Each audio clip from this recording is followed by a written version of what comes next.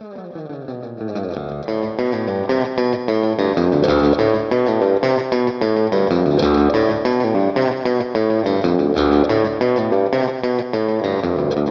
and welcome to Where You Lead, a podcast where we, a real-life mother and daughter duo, rewatch Gilmore Girls and discuss the misadventures of fictional mother and daughter duo Lorelai and Rory Gilmore.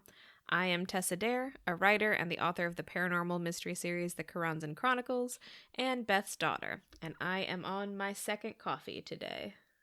Yes, and I recognize the mug you're drinking out of because I bought it for you. It's the one with the books on it. Yes, got Little Women, Jane Eyre, Pride and Prejudice, Sherlock Holmes. It's the book mug.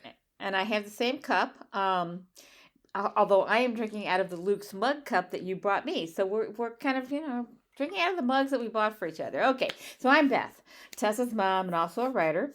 Tess and I have been talking about politics and art and culture pretty much since she could read. These conversations have frequently taken on a marathon quality, so at some point, one of us said we should move our discussions to the digital world, maybe even into a podcast.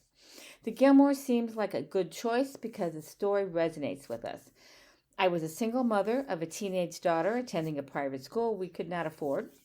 And many of the show's plot lines touch on topics we like to discuss, such as images of women in popular culture, structural elements of storytelling, like character development, and of course, our favorites, music and movies in general.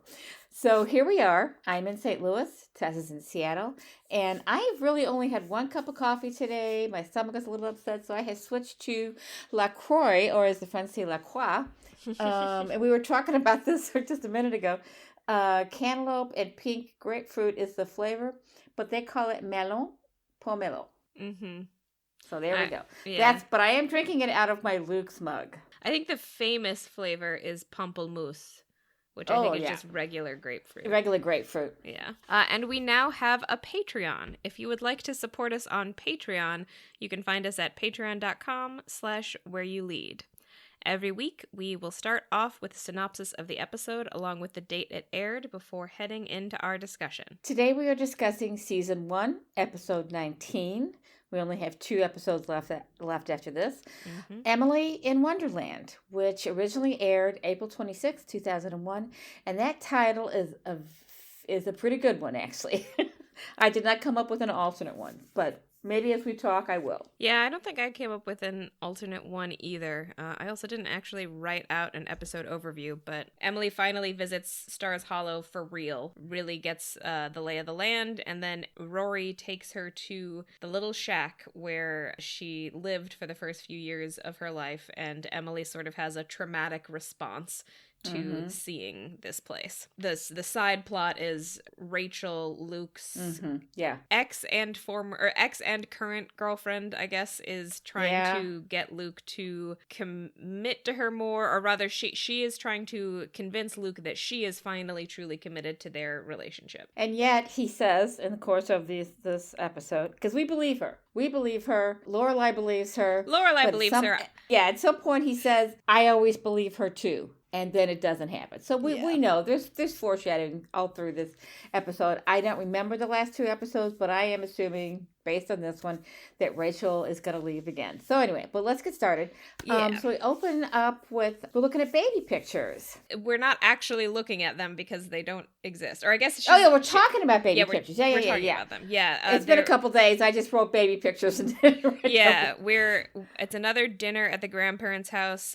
Grandpa Richard is yet again absent, and Rory asks if she can see baby pictures of her grandparents for a school project. It's like a genealogy thing or something. And Emily's totally into that because she's into anything for school. But I want to make a point about Edward Herrmann here. He was originally, I think, envisioned to be just an occasional character in the show. And the first half of the season, really, the first half of the first season, we see him a lot. But then it gets sporadic. And the thing is, Edward Herrmann was a pretty big character actor. He was in demand, and he made a lot of movies. So he I think he knew going into this that he wasn't going to be in every episode. Yeah. He just couldn't do it. But anyway, so they are sitting at the dining room table without Grandpa, and she says somehow I guess it's Emily who reveals that there are no baby pictures of Well, Lorelai. Rory says that Lorelai has told her that there are no baby pictures of her, but she doesn't believe her. Yeah, right. And Emily confirms that it is true and says, because when your mother was 7, I came downstairs and found her burning all her baby pictures. And at that point, do you sit there and think, did her disillusionment with her family go back to that age? Was she that young? I mean, when she was doing this? I mean, this is my first thought before we Yeah. find out what happened. But my first thought was she that mad at her family that early in life? The rebellion began at 7. Did the rebellion begin at the age of 7? But so go ahead and tell the story. Yeah, so then Rory says, why would you do that? I'm sure you were a cute baby. And Emily says she was. She was very cute. And then Lorelai aptly goes something like 4, 3, 2, 1, and then Emily finishes the thought, which is in most respects. So she can't even she couldn't even uncomplicatedly enjoy her baby's cuteness. She being Emily. Basically, the reveal is that she has been critical of Lorelai since day 1, literally. Yeah, but in this case, the reason was that Lorelai had a big head as a baby, Lorelai's huge head. And it only affected her balance a little, is the quote that I wrote down. She had a huge head. And we don't know if this is true or not because Lorelai has burned all the photographs. Mm-hmm. And you wonder if she came to believe that herself or if she just realized even at the age of 7 that her mother was hypercritical of her. Well, she says that her mom would not stop talking about it. So the only way to stop her was to get rid of the pictures. Yeah. So I thought this was a very effective opener in the span of 3 sentences. You kind of get my God. the entire scope of their relationship, which is, okay, Lorelai burned her baby pictures. That's crazy. Why did she do it? Well, because her mom was endlessly critical of her as a baby. So she clearly had kind of a complex about it and didn't want to be reminded of how big her mom thought her head was. And you can kind of see that Emily still doesn't see that what she did was wrong. And this kind of reminded me of a similar situation with my mother. So I'm wondering if it's a generational thing or an era thing, because my mother thought it was perfectly fine to matter-of-factly say, well, you can't sing. And she would tell me all the time I couldn't sing. She wouldn't say, oh, if you practice a little bit, or maybe if we, and I was in choir. I was in a couple of choirs, and she would tell me I couldn't sing. I got chosen for a choir. I was a select choir, and she told me I couldn't sing. She could not get it in her mind that this was insulting to me, because her was just matter of fact. You can't say it was just a statement of fact. Yeah. But there's nothing offensive about it. I don't mean anything about it. I'm not trying to hurt you. It just is. And I think that's what Emily is doing here too. It just was. You just had a big head. I didn't love you any less, but you had a big head. And it only affected her balance a little. Yeah, and it's just kind of like, okay, well, that may be true, but do you understand that children have feelings? Apparently, that's why I'm thinking that this is behavior that comes out of a different era when people, the era when people didn't smile in photographs, when the era when childhood wasn't really considered a thing, that Emily and my mother may be about the same age and may have grown up in this era when life was so different for children that you and I and Lorelai can't grasp it because that just makes no sense to us. I mean, it was also... the concept of preserving someone's childhood is relatively modern. I think also in that era, yes, life was different, but also we didn't really treat children like they were children. A lot of kids had to start working pretty early. We didn't really see childhood as something that needed to be preserved or children as things that need to be nurtured. We just saw them as tiny adults, and eventually they would be bigger adults. So I'm actually looking up here what year the law was passed that ended child labor, and that 1938, relatively recently. And of course, we're experiencing today in the headline news this week stories about, I can't remember which state it is, has overturned or passed a new law that will allow children to be employed at a younger age. They're doing away with some part of their state's childhood laws, and I want to say it's Indiana, but that may be wrong. It's Ohio, one of those kind of states. They have a Republican Republican governor, and she was just, there was a video of her walking along and smiling and talking about how she was so proud of them passing this law. So, and then just a few days later on Instagram, I saw a series of photographs of this photographer, a man, and I cannot remember his name. There were a lot of photographers during the Depression who did great work. They were supported by the government, part of the WPA or whatever. So this photographer focused on child labor. The way he framed his photographs was he would photograph the child's face head on, not looking down, not looking to the side, but head on. So you got the look in their eyes, and it was all, black and white, of course. So it's very stark. Yeah. And then there would be, and the child would be the focal point of the, wasn't on the side, was head on, straight in the middle. And these are horrifying photos. I just want to say, these are horrifying photos. And these people don't think anything of going back to this. And I understand that some children work on farms. And farm family life is a little bit different. And the expectation has always been for children in farm families to help out on the farm. Mm-hmm. I understand that completely, but there are already laws in place that allow an exception for farm families during the months when school is not in session. That's an exception that farm states make. And even then, I think they have to be 12 or 13 years old. You can't, push it back anymore than farm that. work is also very physically dangerous, so it is, yes. Like there should still be a minimum age requirement there. But anyway, so the point is, Emily comes from an older generation, and it just doesn't occur to her that this might have that Lorelai's behavior might be a direct result of Emily's behavior.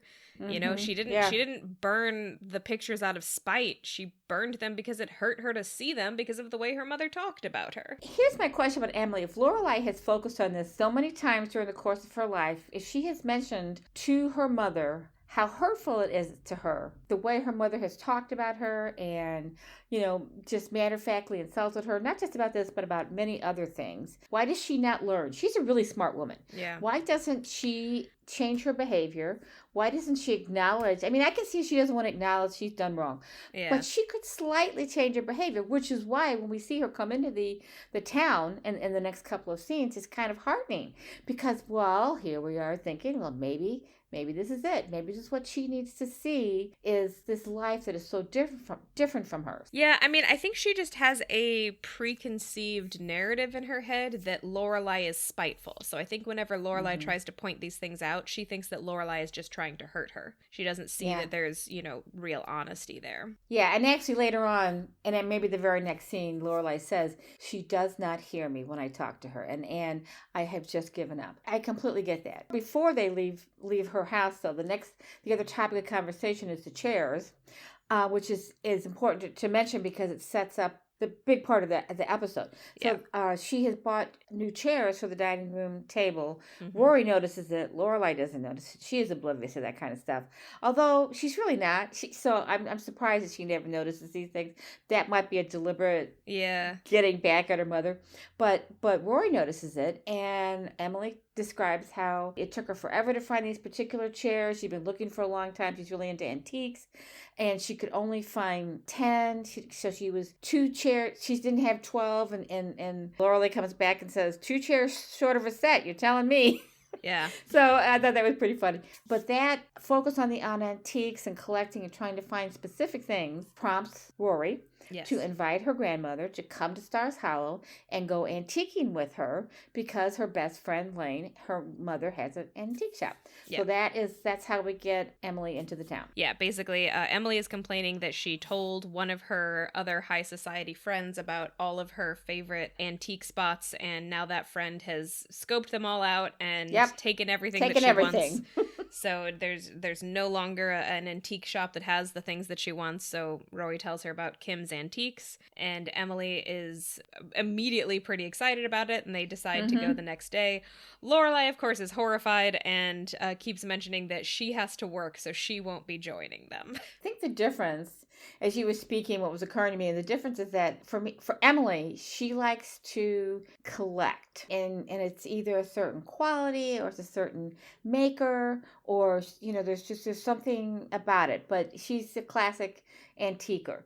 But her daughter, Lorelai, also collects things, but she has a very different very different approach. She collects what she likes. Yeah. Not necessarily. She gets intrigued by things, and she may have a whole collection of something. We'll talk about it in a minute. But her mother collects because it's a standard, or it meets her quality standard. Because those chairs that she got 10 of probably cost her thousands and thousands and thousands of dollars. Yeah. So the next scene is actually a Saturday breakfast at Luke's, because I remember because he brings her out a plate of pancakes and eggs, but he puts the eggs on the pancakes, and Lorelai apparently can't eat them that way, so she makes him go all the way to the back. They're looking at her. They have eyes now, and they're looking at her. So she makes him go all the way to the back and move the eggs off and then bring the plate back. And this is when we see Rachel again, and she comes over while Lorelai and Rory are eating breakfast and shows her some pictures that she took, starting off with a picture that she took of Lorelai and Luke sitting on the bench in the last episode. It's actually a pretty romantic picture, but nobody comments on that. And Rachel, she's got a photographer's eye, and she basically immediately starts gushing about how beautiful Lorelai is and how she has these great eyes. And then she asks Luke, doesn't she have great eyes? And Luke responds so awkwardly. He's like, yeah, they're placed real good, symmetrical. And Rachel starts talking to Lorelai about an old inn she has found. Yes. And it's foreshadowing, because we've seen most of the series going forward 7 years, that she eventually, I don't know if it's that particular location. I think it is. It is, I believe, yeah. Yeah. Of course, they when they do go to see it, it's funny to me because I'm looking at it and I'm like, this looks exactly like Lorelai's house. I know, right? Exactly like the inn. The current inn. It's they all look like the same building. The same building for all three of these. And do they think we wouldn't notice? Yeah, they do cut to the actual inn at one point, and I think it does have a different front, but it is like the exact style of building. It's a style. And her house. It's her house. So I don't know if they just had set designer who didn't have much imagination, or they didn't have a good budget, or what they did, but wow, it's the same. Anyway, exactly the same, yeah. So she and Rachel go and look at this house, and she talks to her about it and says that she and Suki have this dream about opening their own inn, and it's going to happen someday, and it is it's an adorable house. It looked a bit small for an inn to me. It does, but then later on in the episode, Suki says something about it being a bed and breakfast, yeah, not an inn. Although a bed and breakfast is really hard to make a living off of for one person. Yeah. So I don't know how they would have a second person and especially with the inn, as we find out also in this episode, which we have never seen before. But this inn has grounds to it. They have tennis courts. That we've heard about the lake before, but we've never seen it. I don't know if we see it in this episode, but they talk about it again. We do a little bit. There's and I think there's even a swan in it or something. You see it a little bit. Yeah, they say, and there's something else. Horses. Yeah. They have horses on the property. And plus, of course, they have the restaurant. Suki runs a full-service gourmet restaurant in this inn. And, of course, the building does not look that big. So when they show it, there's a lot in this inn. But I think the thinking is that they start with a bed and breakfast and they keep adding and then they on can to expand.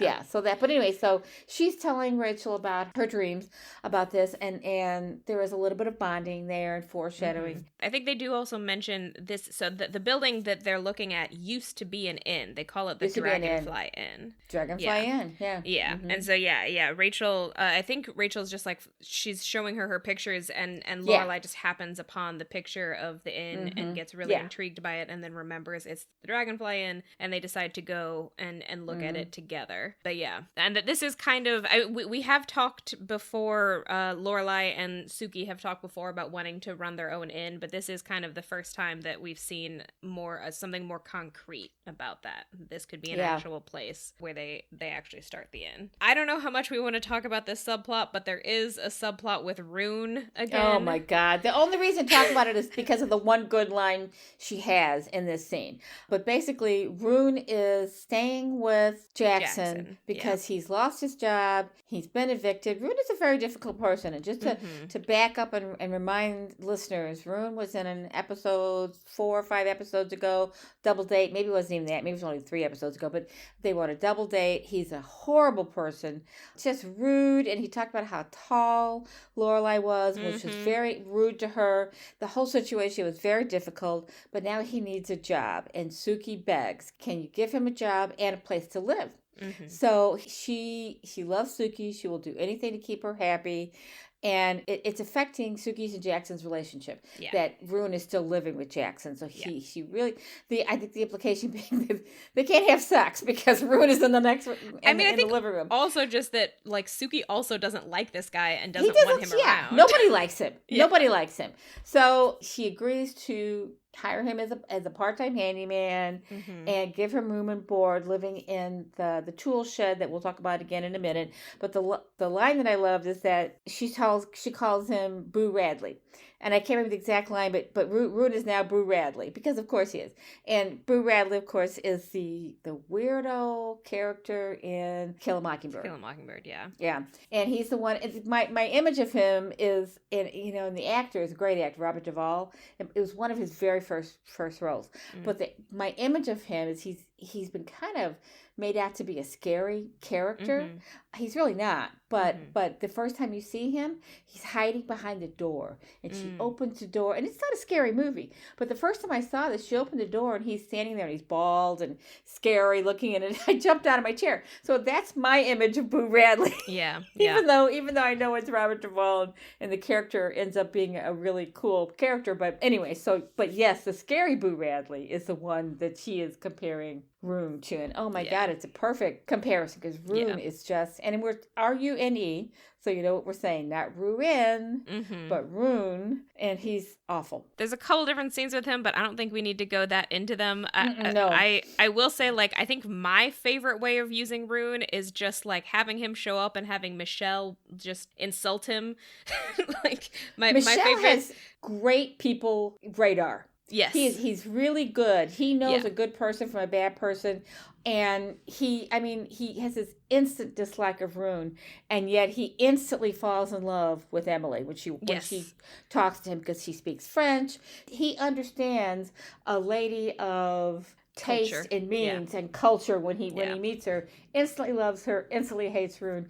That comparison, that contrast between those two is just a fabulous couple of scenes. It's great. So yeah, when he sees Rune, he says, "Are you sure you're in the right place? Perhaps you went to the YMCA or the local bus station." The next scene is Emily showing up at Lorelai and Rory's house, which is where we learn of Lorelai's collection. Which is Charlie's Angels plates. And I didn't realize that there were this many Charlie's Angels in the original show, but there's apparently Kate Jackson, Shelley Hack, Cheryl Ladd, Farrah Fawcett, Jacqueline Smith, and Tanya Robert. Is it Robert or Robert? So with an S, I think. Okay. So I never watched this show when it was on, and I don't know why, because I love Farrah Fawcett, still do, but she left pretty early on. And the other three, the original 3 were Farrah Fawcett, Jacqueline Smith, Kate Jackson, I think. Kate Jackson, love her. She has that grovelly voice. You've probably seen her in things. Here's a connection for you. She was in a show called Scarecrow and Mrs. King, I think. Boy, this is a memory from way back. And it starred the guy who was later in that favorite show of yours, Set in Outer Space. No, I can't. Battlestar Galactica? No, it's the other one. Star Trek. No, his name is Bruce Firefly. Boxleitner. He was in Scarecrow and Mrs. King, Babylon 5. I have seen like one episode of Babylon 5. That is not my favorite show. Babylon 5. Okay. No, Dad loved Babylon 5. I've seen one episode. Yeah. It's easy for me to get you and your father confused. I'm teasing. Thank you. Teasing. Totally teasing. And you can keep that in the episode if you want. So Babylon 5 actually was not a bad show. Billy Mooney was in it. But anyway, so that's the connection there. Kate Jackson was one of the original Charlie's Angels.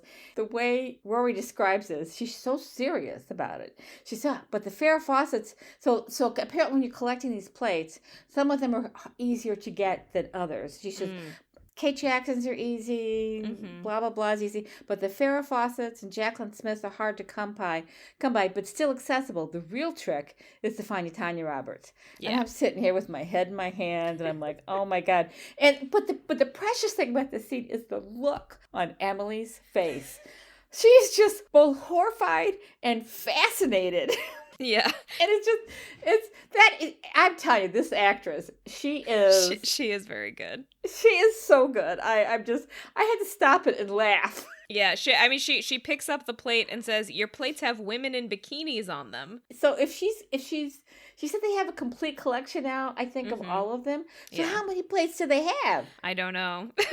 Anyway, funny scene. Very fun. And actually, this whole episode is a very funny episode. I mean, it is. There are scenes like this throughout the whole episode, and I really enjoyed it. I have, concerns about it towards the end, but overall the laughter quotient was really good. Yeah, this was a good episode. So after they are looking at the plates, Rory tells Emily that she wants them to walk through the town because that's the only way to get the true experience. The walking is better than driving. About 2.5 miles. But Emily didn't bring good walking shoes, so no. She's walking into the house where there's no sidewalk. Yeah, and I'm like, I hadn't realized it until then, but she doesn't have a front sidewalk, so Emily's got these chunky heels on that get all muddy. And I mean, she doesn't really have a driveway either. There's like a hint of gravel there, but yeah, she pulls into the front yard to park. Yeah. So Rory goes to get her some shoes, some of Lorelai's shoes, and Emily says, "All right, but I won't wear anything with rhinestones or zebra stripes or anything that has batteries or that sings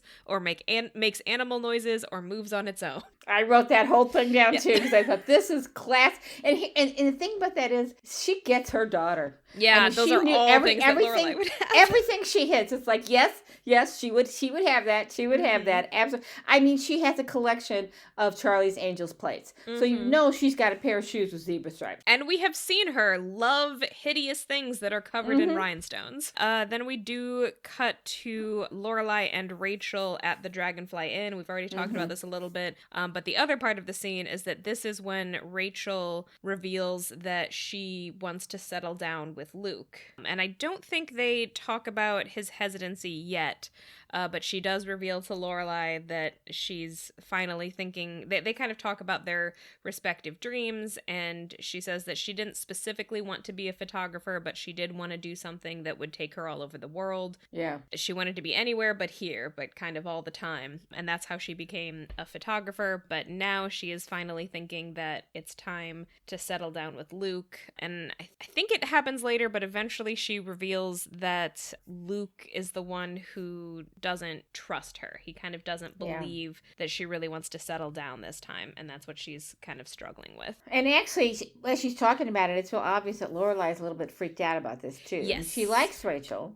They're definitely bonding, but seeing Rachel that interested in Luke and not really comprehending the whole history of how many times she's done this, she realizes that if she is interested in Luke, it's too bad. It's over. This is what's going to happen. So, yeah. Because, they already have a history. So if Luke and Rachel are really together again, it's kind of already a much more serious relationship. And this is kind of the first time that Lorelai has had to see him be truly interested in someone who isn't her. Yeah. And it's, immediately more serious than it would be if it were a new person. Which brings up all over again the question of why haven't Lorelai and Luke gotten together, and I think it is because they are just so afraid that what they have now will no longer exist if they get together and it doesn't work out. I think they both feel that way because they're pretty good friends. Yeah, and I do think that Lorelai is probably in denial about her feelings most of the time. Yeah, she is. this situation is forcing her to look at them a little bit more. But, she never says at any point out loud in the episode that she has feelings about this. It's all just sort of in the pauses and in the, long stares that the camera catches, but nobody else does. Expressions. Yeah. Yeah. So, meanwhile, Emily has been convinced to wear these tennis shoes. Yes. And they look great on her, but she says she looks like a Clydesdale until they start walking. And then she says... She has a lot of positive things to say. She says the town is beautiful. She's the loving shoes are great. But now, does she say that before or after her interaction with Mrs. Kim? Okay, so let's get to Mrs. Kim. I think it's Mrs. Kim and the antique shop that really wins really Emily over. Get it for her. So I had a feeling. she and Mrs. Kim were going to hit it off. They both love antiques. They're the same people. And They both love antiques. They both love haggling. They're both Mm-hmm. business women. I mean, Emily would never work, but she's still a businesswoman at heart, and she's got that approach to life. Very kind of hard nosed. Yeah. And knows a good deal and knows a bad deal when she sees it. And so they haggle over a piece of furniture. Yes. I don't think it's the first one we saw. It's the first thing she looks at. She really loves the detail on it. But then when they actually start talking about a piece of furniture, it's something else, I think. It's a different thing, yeah. And they kind of go back and forth with their haggling, and Rory and Lane are watching them. And I think it's Lane who says it's like watching the Williams sisters, because they're just back and forth, back and forth. Like nobody misses. It was great, and neither one of them missed a beat. It was great. Yeah, it was a great scene. And then the other subplot that's happening. This episode is like packed with subplots. The other subplot that's happening is that Lane has not yet gotten a call from Henry, the boy that she met at the Chilton dance that she went to with Rory. So she's freaking out a little bit about that. But yeah, so then we cut back to the inn, and this is where Michel meets Rune first, and has some good back and forth with him, and then Rune gets shuffled off, and Emily shows up, and Emily and Michel immediately get along. They start talking in French. It's like one of the few times that we see him smile and laugh. And even before they start really talking, she gives him her hand in the French manner. Yes. Not a handshake, but a hand to be kissed. Like, she hears his accent and immediately knows that that's what she should do. She puts her hand out, he kisses it. They're completely enthralled with each other. And you know that Lorelai loves Michel, but she's also kind of combative with him. Well, she's his boss. And they have a natural, good-natured, contentious relationship. I mean, it's a back and forth where they try to outdo one another with one-liners. But none of that is happily with Emily. And I'm kind of surprised that Michel doesn't say something to Lorelai later on about how, wow, your mother and you are nothing alike. He doesn't say that. He does say, I love your mother. That's all he says, yeah. So Rory takes Emily to the potting shed where she lived the first couple of years of her life. She wants to show her the whole ground. So they go past the horses and they go past the tennis courts. And I had no idea the stuff was there. Emily had no idea the stuff was there. They mention the lake. I'm not sure we actually see the lake, but they talk about it. There is a body of water behind them while they're walking, I think. So then they get to the potting shed, and Rory is so excited. She wants to share this part of her life with her grandmother. And she brings her in. Neither one of them knows that Rune is in the process of moving in. And so the whole scene, while it's happening, I'm like, Rune's going to walk in any minute, or he's in the bathroom, not dressed or something. But anyway, so it's basically a one-room garage kind of thing that's been dressed up a little bit. And there's a bathtub that you have to bring, a shower that she had to hang a shower curtain around it. And it's a very primitive thing, but Lorelai and baby Rory lived here for the first 2 or 3 years or whatever of Rory's life, and she is so excited to show this to her grandmother, and her grandmother's standing there with this horrified look on her face. And it's like Rory broke the spell that she had established with her grandmother by showing it her. And Emily, there's a lot going on in her face. I think she feels guilty. I think she feels ashamed, but I also think she feels angry. This comes up later on, that her daughter could reject the genteel life that she had with her parents to live in a potting shed. Yeah. And it's a kick in the ass to her at this point. Yeah. It's really like a kind of a fuck you moment. She realizes what her daughter did. Yeah, I think Rory really romanticizes her early life. And, she does. To her, like, she and her mom were happy in the potting shed.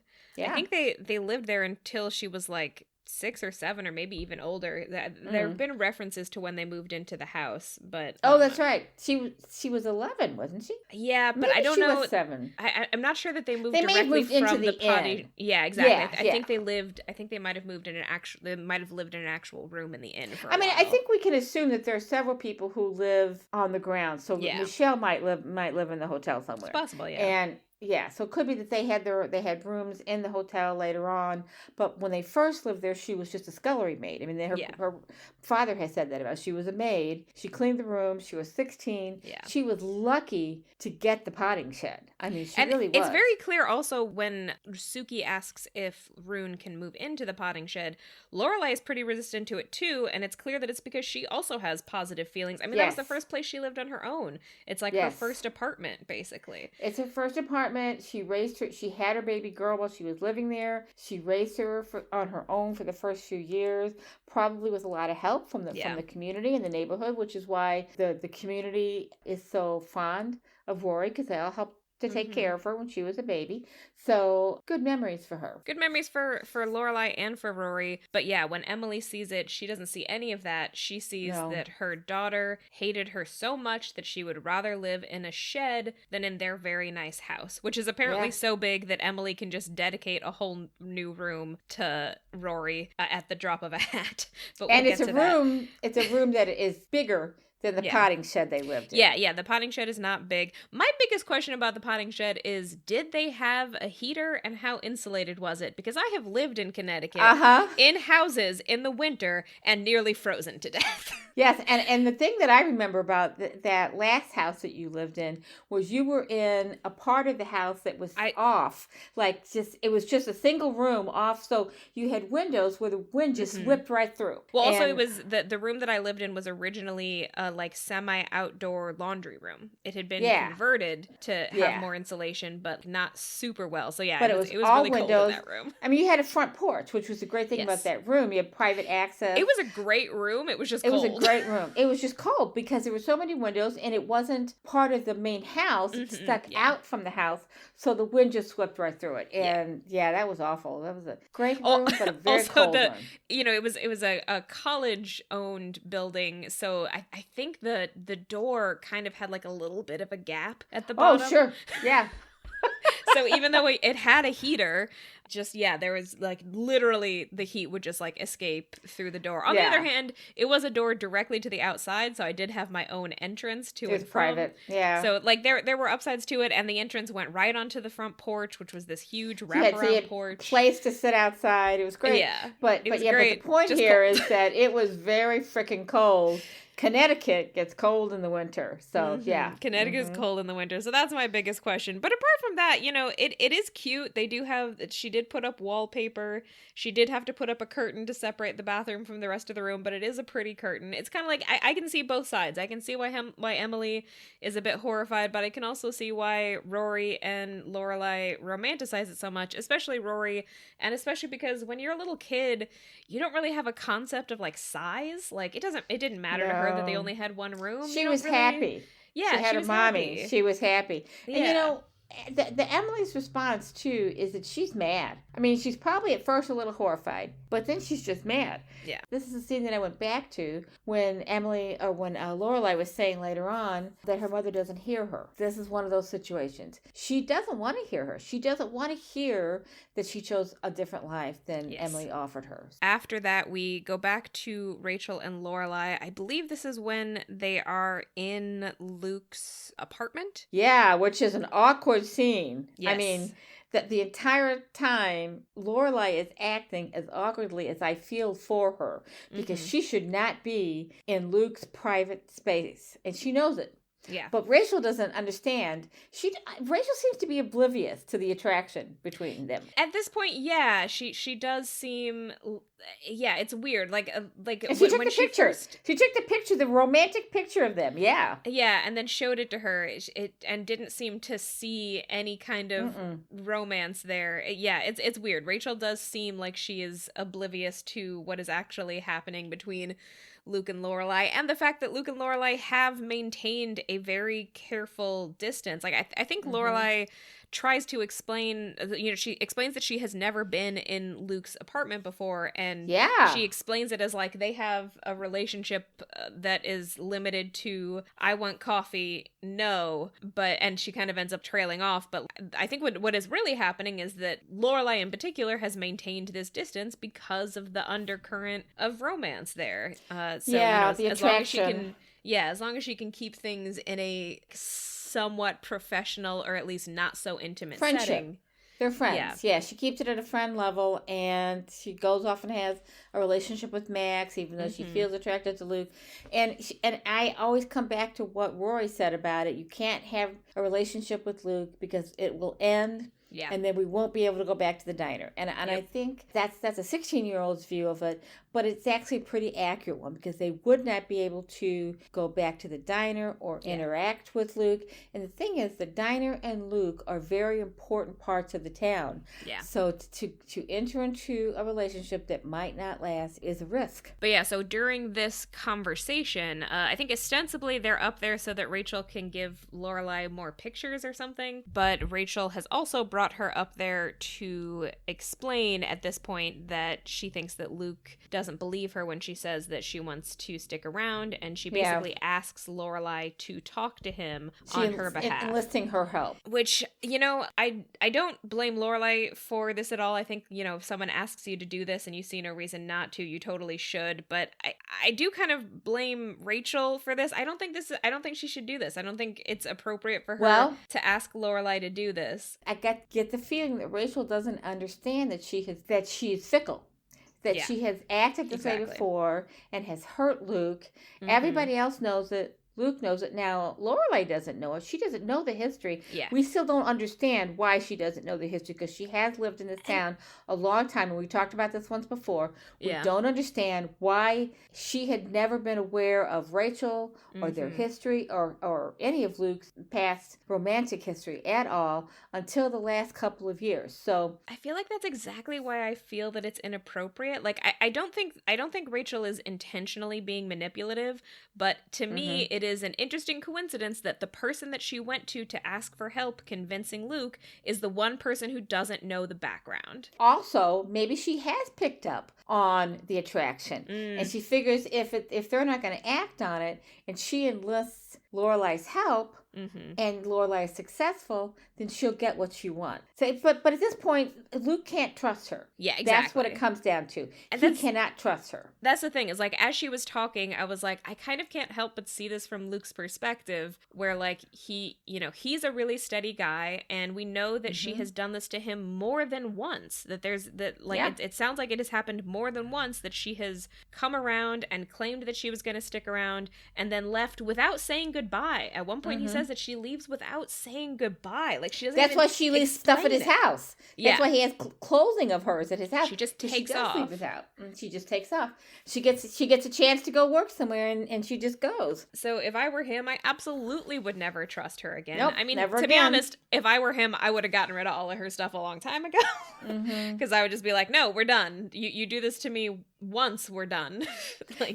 Another interesting thing about this episode is there are 3 different times where we see living spaces that are pretty small. So first it's the tool shed, and then it's Luke's apartment, and his apartment is over the diner. Yes. And it is a spacious apartment, but because it's the same size footprint as the diner, but it's one room.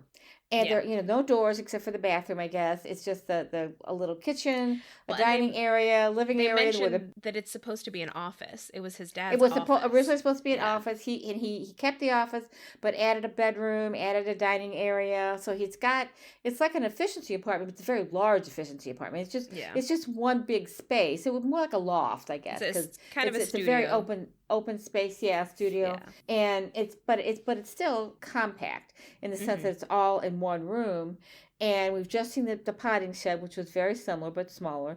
And then in a few minutes, we're going to see the new bedroom at the grandparents' house. So there are 3 different living spaces, and so there's kind of a thread there between them. So the joke that is happening throughout this scene and a little bit throughout the rest of the episode is that Luke's curtains are very girly. They're like sort of a yellowy beige with flowers on them, and they're not very attractive at all. No, I hate them. But Rachel immediately says that she didn't pick them out. They're too frilly for her taste. But then Luke later on does not admit that he picked them out and claims that Rachel did. Yes, he does. And I'm like, did she like them? Did she? I mean, I think she starts off by saying, well, that's a choice or something like that. Like, I don't think the 2 women liked him. He liked him. And I'm like, oh, they're kind of ugly. And it's interesting because like they think they're making fun of them for being too girly, and I'm just like, I don't care about how girly it is. If you want like curtains with flowers on them, that's fine. But like, this is just an ugly curtain. It's just ugly curtain. And so my thinking is he bought them on sale somewhere and he didn't care what they look like. Possibly. So, but that doesn't occur to either one of the women. They're both just like, well, he's really got girly taste, doesn't he? Mm-hmm. Anyway. Apart from that, his apartment is so brown. It's such a brown room. And then there's a brown couch. Everything in it is brown. Even the curtains are like a sort of a beige brown.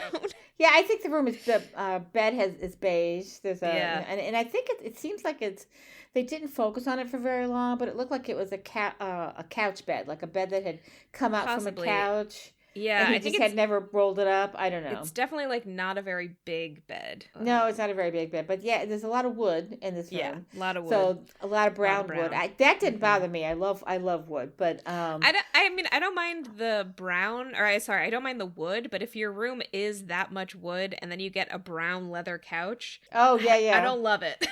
That couch is actually a style of couch that I have seen in so many movies in men's apartments. It's like they use it over and over. It's a leather man standard. It's a man standard. It's like a leather seating and arms, but then there's cloth in the background in the back of it. So, which is just bizarre. Yeah. But I've seen it in so many times in cabins.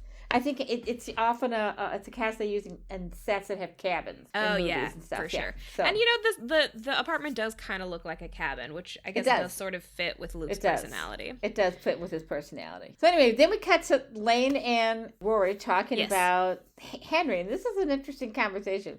Yeah. Because Lane basically says that she likes Henry, but she's afraid that if they start dating, she would like him too much, and then her parents would like him, and then he would leave. Well, I think it's that she is afraid that once her parents meet him, she won't be interested in him anymore because they'll love him. Is that what it is? I thought she was saying that he wouldn't be interested in her because his parents would smother him. Her parents would smother him. She was saying that once her parents find out that he's Korean and is going to be a doctor, they'll love him, and that will ruin it for her. That does kind of make sense, actually, but it does make sense. It is a little bit sad. Although she does, I think at the end of this conversation, she reveals that like he has called her and left a message, and she has actually called him back. So she's saying all of this stuff, but she has in fact already called him back. And the thing is, he does fit her parents' requirements. But he also fits her requirements. He loves the same kind of music she loves, and in fact, they dance. They did dance together, but I don't know that we saw that much about his musical interests. We mainly just saw we didn't that he's see like it. We're just hearing Rory talk about it. You danced with him so much, and you're a terrible dancer, so that's saying something. Yeah. Yeah. But she's gloomy, and this is the part that I like. She talks about how gloomy she is. She says she's somebody else gloomy, and then she says I'm Nick Cave gloomy. Charlie Parker. Well, Charlie Parker's later, but it starts with Rory saying that she likes the song they're listening to because it makes her feel gloomy, and then she goes like Lane lists a bunch of different kinds of gloomy, naming a bunch of different people. So this is really bad because she mentions Nick Cave. Yes. Now, 20 years ago, Nick Cave was a different Nick Cave. Today, Nick Cave is a man who had 3 children and lost 2 of them. Yes. Oh. One of them fell off a cliff. Oh. I mean, and then the other one just died a couple years ago. I don't even know much about Nick Cave. I don't know his music. I think he was like punk, which makes sense because she loves punk music. But he comes out of that era. But one of his oldest child, I think, was grown and was hiking somewhere and fell off a cliff. And then a second child died from an illness, I think, just a couple of years ago. And so he has actually written a lot about grief and that's why she says Nick Cave gloomy. He's now known for his grief songs, grieving songs, and writing. He's done a lot of writing about it too. Anyway, so he's lost 2 songs. Then she goes into and says, I'm deep in Charlie Parker gloomy. That was funny, at least. Yeah, Rory says that her gloomy is a Johnny Cash gloomy. Johnny Cash gloomy, yes. And then Lane says that Johnny Cash is not gloomy. He's got a deep, kind of a boding, deep, dark voice, but he's never gloomy. I don't think. The description that Lane gives in response to that is like, oh, so it's like you just got out of prison and someone shot your face, but you've got your girl by your side, which, a little bit like a classic older country song, but not really gloomy, more just sort of like no, okay, so you've down got on the your details luck. down. Yeah, you've got the details down, but you don't really have the spirit of the song. Yeah. Because his songs are all about redemption. And yeah, he's been in prison, Folsom Prison Blues and all that, but it's getting at him. He's well, and anyway, this was I'm pretty sure this was before his cover of Hurt came out, which Hurt is a gloomy song, it's and a that gloomy is maybe song. his gloomiest song. But this was before that. He also recorded that very close to his own death. Yes. So he in those last couple of years, he really was gloomy. But then you're right. This is way before that. Also, it's way before Nick Cave lost both of his sons. Yeah. So it's like maybe I don't know. But so she says Charlie Parker, and then after they talk a little bit, she says that she's now Lou Reed gloomy, which I guess is a step more gloomy. And again, Lou Reed is not gloomy. Yeah. Yeah, the songs that I've heard from Lou Reed are not gloomy, so I don't know. But the other thing that's interesting about the conversation is that they are going back and forth with all of these musical references to all of these like much older musicians and much more like classic rock or like other styles. And then her grandmother calls, Rory's grandmother calls and asks her if she likes NSYNC or 98 Degrees, which just is such a stark contrast to what they've been talking about. And then she says, or do you like the Backside Boys? Yeah, that's pretty funny. Even I know that that's wrong.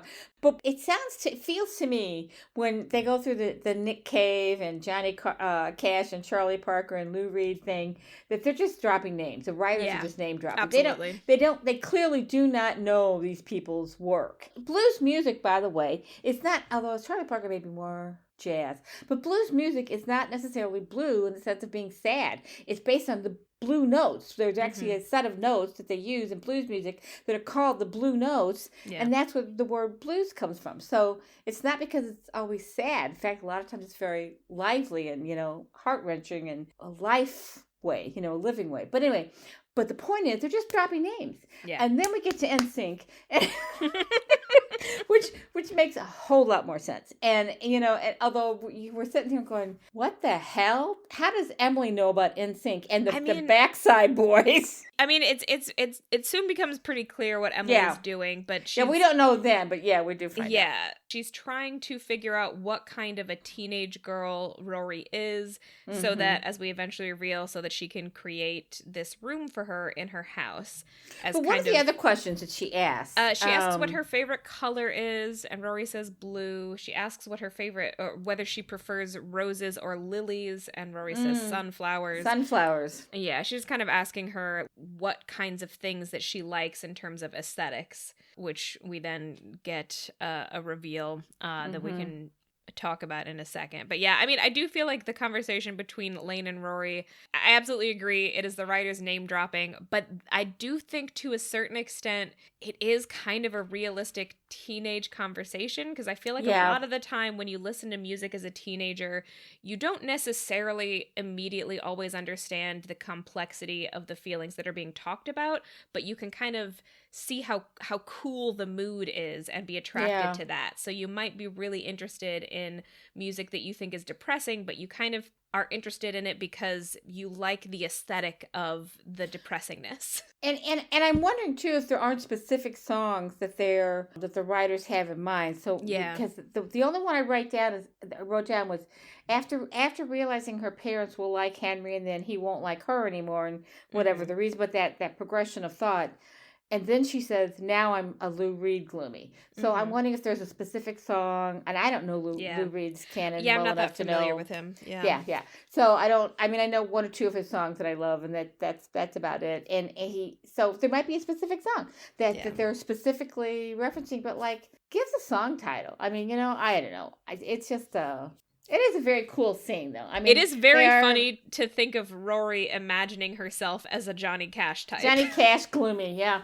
All right, so the next scene is when Lorelai actually talks to Luke about Rachel. And the scene here is set in another space. Yes. So that's another thing that as I'm reading my notes on this, I'm like, well, maybe it's not just living spaces, but they walk into the storage room where he's unpacking food supplies. Well, and she says, "Oh, I've never been in here before," but she has.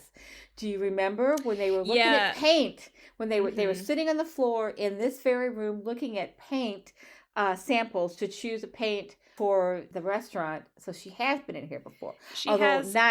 Not standing up. Yeah, also, like, there's a point where she's standing behind the counter and she says something like, wow, it looks so different from back here. Well, she's been back there before. You've been back there in, like, every other episode you go back there. I have given up on the concept of continuity in the show. Yeah. So Lorelai and Luke kind of have a back and forth, and during the conversation, it does not seem like Luke bends at all. You know, she's trying to convince him that Rachel is really here to stay, and this is when he tells her that, like, we've been down this road before. She always says that she wants to stay, and then she leaves. And here's my thing with Rachel is, like, if you actually want to convince him that you're here to stay, maybe just staying is what would convince him of that. Yes, I think that's a very good point. And also, I think this scene might be, because it's very awkward.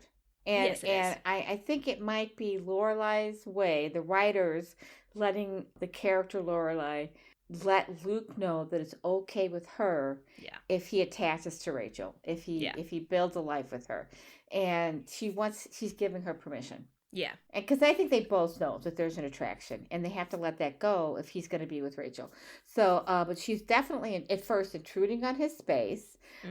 He doesn't like her hanging out with Rachel. She said that and he agrees.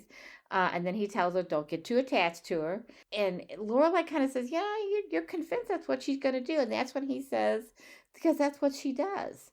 So... And he also tells her not to talk about him. You will not talk about me. Yeah. I just think that I'm kind of on Luke's side here. He's the one who has the experience with Rachel. And I don't blame Lorelai for wanting to speak on Rachel's behalf. And I do think that you're right that part of it is just that she wants to give him her permission, essentially.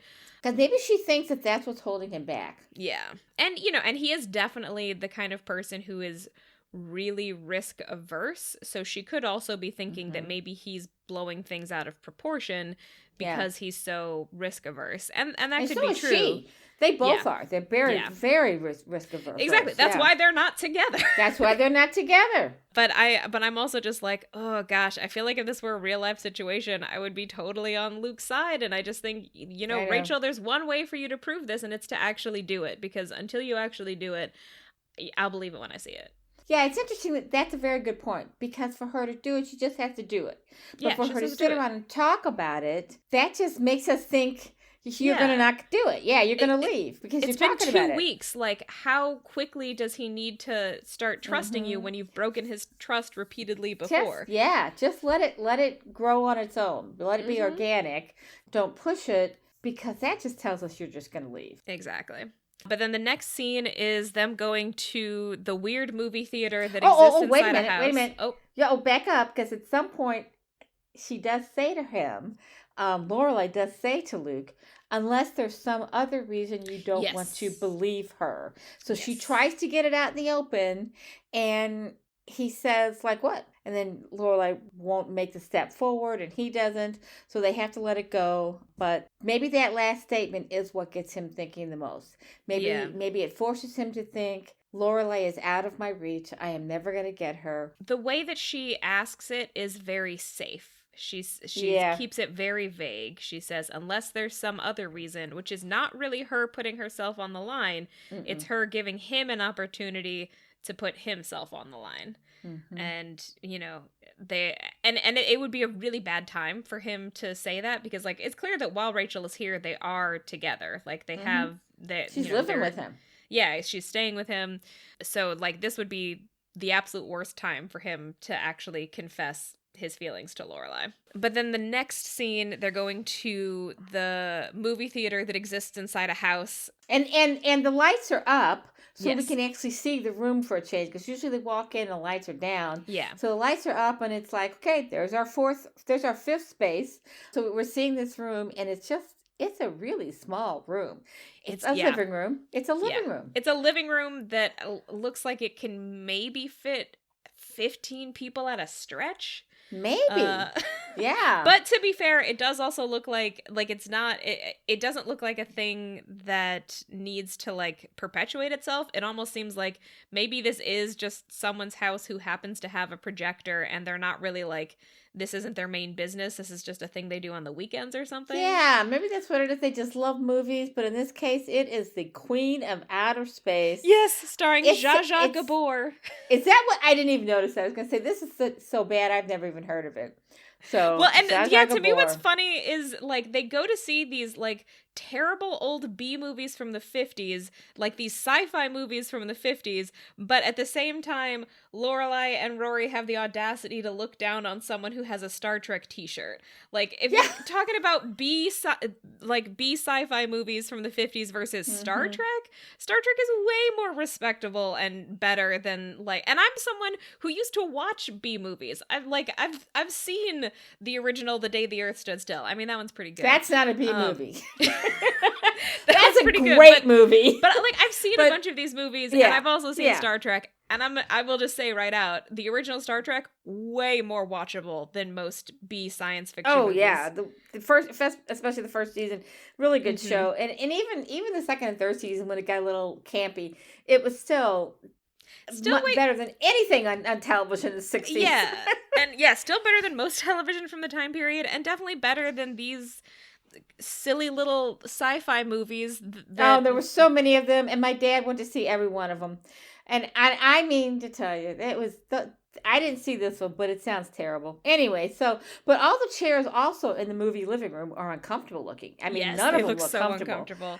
So the plot thing that's happening in this scene is that Luke shows up with Rachel, and they're being much more openly romantic than they have been so far. Puts his arm around her. And he puts his arm around her, and my exact thought was, I even wrote this down, boy, that looks like an awkward chair to put your hand around. Oh my God. The whole thing. So uncomfortable. Wooden, like old wooden chairs. And diner chairs, some upholstered diner chairs. And Kirk is sitting behind Rory and Lorelai. Yeah. And of course he starts the minute he sits down, he gives them a dirty look. And I wrote down in my notes, the movie hasn't even started yet. And he's giving them a dirty look for talking and hasn't started yet. And then eventually he says something to them, and she says to him, the movie hasn't even started yet. But then I also put down, but maybe he knows how she is. She does talk through movies. She's done this before. We've seen her do it. That's true. And it's rude. But anyway, but also Kirk is just like an ornery person. And the best line in the episode is what I wrote down. And I think this is Kirk's line. He says, I like to have silence to cleanse my mental palate. That is pretty funny. Before the movie starts. That is pretty funny. Maybe that can be our alternate title. I like to have silence to cleanse my mental palate. Or just my mental palate. That's our alternate title for sure. Anyway, it's this is a funny episode. There are lots of, I mean, we always get a lot of one-liners in this show, but this whole episode has been just full of comic moments that it feels like it's getting to be the end of the season, and the writers have been holding on to this stuff until now. And anyway. So. Yeah. Oh, and then of course Kirk's phone goes off shortly into the movie. Does. And he can't turn it off, so he has to leave. All right, so there's that scene. And then the next scene is another Friday night. We've done a whole week in this episode, and we get to another Friday night at the grandparents' house. And this is when Emily reveals why she was asking all those questions. She has set up a whole bedroom for Rory. And it's a huge room.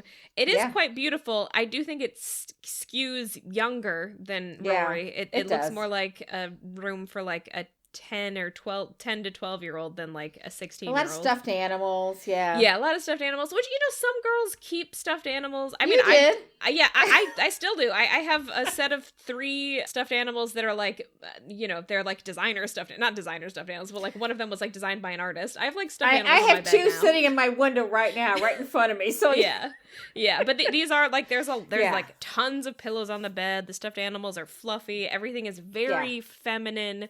Right, And she's got... The bedding is all white. Yeah, the bedding is all white, and she's got framed posters of both NSYNC and 98 Degrees. I didn't see a Backside Boys one. No? But... No Backside Boys? No.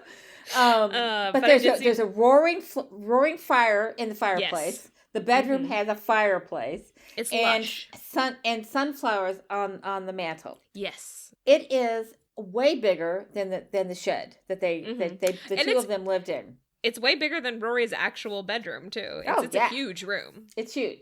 And it's only there in case, if you ever need to stay here, if your mom goes out of town, you have a place to stay if you need it. Yeah, it's really there as kind of Emily's revenge against Lorelai. She wants Lorelai, she wants to show Rory what Lorelai chose not to do for her, and that she chose to do for her.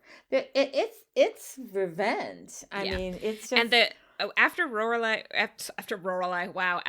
leaves the room, Emily and Lorelai get into a really intense argument right away, and you can tell that Lorelai is blown away. She did not realize this was coming. I think she didn't know that Rory took Emily to the potting shed, and even if she did, she didn't see Emily's reaction to it. So she even says something like, I missed the starting flag or whatever. I'm not sure. I don't understand when we started arguing, but Emily goes after her. She reveals all of her anger in this scene, just kind of chews her apart, and it says, I can't believe that you would rather have been a hobo on the street than have stayed with us, that you hated us so much that you would have preferred this terrible life. And, Lorelai tries to be reasonable with her. She tries to say, like, I needed to be on my own, and I didn't have a lot of choices, but I made a good life. But Emily just does not want to hear it. Emily never wants to hear it, and that is why we get to the scene when they're walking later. It comes up because Rory says to her, "Why didn't you explain all this to her?" And she says, "I have tried. She does not hear me. She doesn't want to listen. She doesn't want to hear me. She is never going to want to listen. She doesn't believe her." Emily doesn't believe her because it's so far out of her comfort zone. Yeah. Why would anybody choose to live in a potting shed when you could have a beautiful room with sunflowers and a roaring fire, a Rory fire, a roaring fire in a mansion? Yeah. Why would you give that up? And Emily still views Lorelai's decision to leave home as like a personal rebuke, as an insult, really. Yeah. She's incapable of seeing that Lorelai needed to live her own life, that in order for Lorelai to be happy, she needed to do what she did.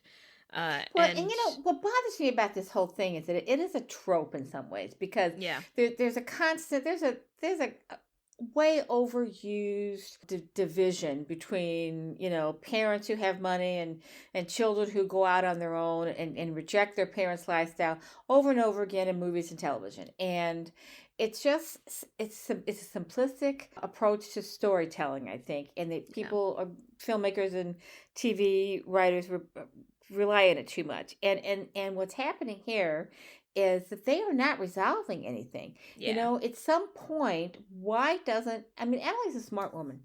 She is a smart woman. She is highly educated. She has met people from all over the world. Why can she not grow? Why is she not growing? Yeah. Why is she not moving beyond this anger and trying to build something? I mean, clearly she wants to build a life with her child and grandchild. That's why she set this whole thing up to have them come over on Friday nights. Yeah. If she's willing to do that, why can she not take a good hard look at her daughter's life and see it as a success? Why does she? Yeah. It's just, Emily's not, she's stubborn, but she's also smart. I don't, it doesn't jive for me. It doesn't work for me. I think that the writers are being lazy. I mean, I don't know that it's necessarily that they're being lazy. I think it's that this is a television show and they wanted to do more than one season. Yeah, there has to be tension. To a certain, because it's, in a lot of ways, the Gilmore Girls as a show functions a bit more like a sitcom than like a drama. I mean, not completely. Over time, the characters do grow, but it's a really slow growth. And a lot of the time, the episode ends with everyone in the same place. And we were still, at this point in time in history, we still had TV shows that went on for 7 and 8 and 9 and 10 seasons. Nowadays, that just doesn't happen. I mean, there are a few, like NCIS that has been on for 20 years. There are a few shows like that, but nothing is Gunsmoke anymore. Nothing lasts that long. Friends was a long time. Friends was 7 or 10 seasons. Oh, it was 10 seasons, 10 seasons. That just doesn't happen anymore. And this may be one of the last. And so to make it happen. There is one exception. Supernatural, which only ended like a year or two ago. That show went on for 15 years. I don't even know what that show is. It's the show that Dean went on to. Jared Padalecki went on to Supernatural, and that show went on for 15 years. But that's kind of the exception. That's the only one I know of from recent times that lasted that long. And but there's a reason why. Is my point for that? Yeah, it's unusual because it's hard to, if you set up a conflict like this. You have to resolve it at some point. People get sick of it, or find new conflicts or something. But so they've got to resolve this at some point, and we're at the end, almost at the end of the first season, and they're not even close. They're nowhere close to being resolved. So yeah, for sure. Anyway, so after that they go to Luke's diner again. It's kind of a whole repeat of the beginning of the episode, but the main thing that has actually changed is that now Luke is committing to Rachel, and Rachel expresses her gratitude to Lorelai, gets her some pie, and they kind of have with chocolate sauce on it and fudge sauce. And she reveals that Luke has given her a key to his place and cleared out a drawer for her to put stuff in. And then we get this shot of everyone else kind of talking and laughing, and Lorelai just has kind of a quiet moment where she's sort of staring off into the middle distance, and you can kind of see this sad acceptance of what's happening. You know, she realizes that Luke really probably isn't an option for her anymore. And there's no words to it. There's just kind of a moment where the camera lingers on her face and she looks kind of distraught. Not like she's about to make a scene, but it's just this quiet moment of like, well, damn, he really is moving on. Well, and it's very sweet too, because she has made a sacrifice. Yes. She really wasn't certain. She still, hasn't been certain all this whole season. She doesn't know. I mean, she had the relationship with what's his name, Max. Max, and probably won't admit it to anybody, but probably has gone back and forth in her mind about how she feels about Luke. But she steps back and lets Rachel have the day because, first of all, she's not sure about Luke. She's worried about it. She's anxious about it. She still has feelings for Max. There's all that going on, but she realizes that she also has to do this for Luke, who is her friend. Yes. He doesn't deserve. Shouldn't have to be alone. I think she realizes that he will be happy with Rachel, and she wants him to be happy. So it is a sacrifice on her part, and that's on her face too at the end there. So. All setting up the final scenes of the series, of the season. Yeah, we've got 2 episodes left. I guess we can go ahead and move into the summary portion. This episode was jam-packed with stuff. Considering that we have some episodes where it feels like nothing happens, it feels like a lot of stuff happened in this episode. Oh, yeah. And we've set up a couple of long-running plot points. Mainly the Dragonfly Inn is something that continues to be a plot point. You know, Lorelai and Suki spend. I don't remember how long this arc lasts, but it takes a while. It's the second or third season. I don't think it's right away. Yeah, it's not right away. They're working on it next season, but it doesn't happen till the third season.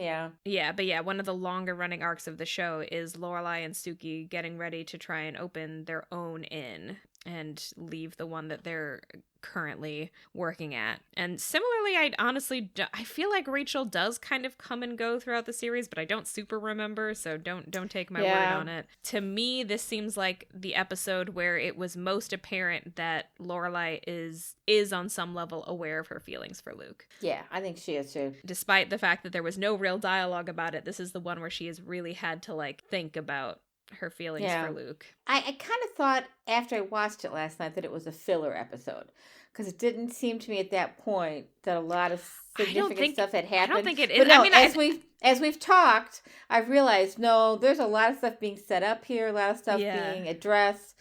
There are continuity problems, of course, but there always are in the show. There always are. And it's an Emily episode.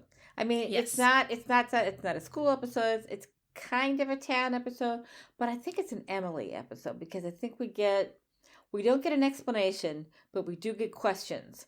Yeah. And we get conflicts that shouldn't be there. Emily should be getting better, not worse. She's 2 steps forward, or it's 1 step forward and 2 steps back with her. And this is one of her 2 steps back with, because Rory really wanted Emily to be included in the family. She wanted her to see the town. She wanted her grandmother to be a part of their life, because they have made a real concerted effort over the course of this season to be a part of Emily's life. They've come to her shindigs. They've let her throw parties for them. They have been a part of her life. Rory wanted her to be a part of theirs. Yeah. But you can't turn back time. And so Emily wasn't there when they made this choice to live in the potting shed. And even if she had been there, she probably couldn't have talked her daughter out of it. Although if she'd knowing Emily, she probably would have gotten a lawyer and sued her daughter for custody. So it's a good thing she did know. And at 16, she would have had a good case. So that's why she hid from her, probably. Yeah. She knew her mother. She knew what she would do. She knew she would try to take her child away. Yeah. So she hid from her until she was of age and had proven herself as the mother, and then reestablished a relationship with her. So the good and bad about her not seeing the potting shed, she probably would have taken action. But at the same time, because she wasn't there, she didn't get to experience the joy that her daughter felt at the beginning of Rory's life. And I can tell you from my own experience as a mother, those first 2 or 3 years are joyous and beautiful and hard. They're hard, but they're so full of joy that you don't even notice. And that's what she didn't share with her mother. So it's sad. Yep, it is sad. And Emily doesn't move that much forward in this episode, but I do think her seeing the potting shed in itself is kind of a step forward, because it's kind of forcing her to look at the reality of what happened. But much like with the exchange at the beginning, where she has the opportunity to understand that the reason that Lorelai burned the baby pictures was because of her behavior, but she doesn't see it, similarly, she sees the potting shed, she sees where Lorelai chose to live, and does not connect the dots that it's because of her behavior that happened. Yes, exactly. And I don't remember, does she ever? That's an open-ended question. We don't have to answer it today, but I didn't see the whole series. I didn't watch the last couple of seasons. I don't know what happened in there, and the seasons that I did see, I don't remember because it's been 20 years, but I'm hopeful, because I do like Emily's character, and I love the actress.